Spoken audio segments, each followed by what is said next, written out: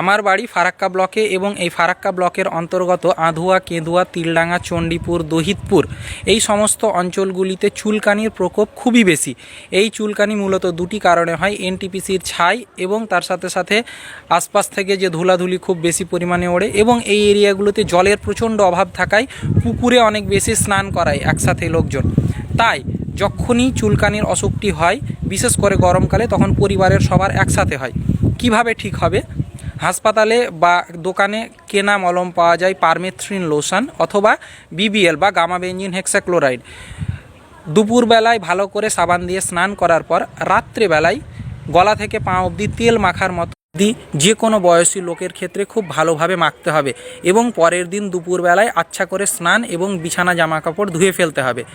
যদি না করি এবং স্নানের 1 থেকে 2 ঘন্টা আগে মলমটি লাগিয়ে স্নান করি, তাহলে কোনো কাজ কিচ্ছু হবে না। ভালো থাকবেন।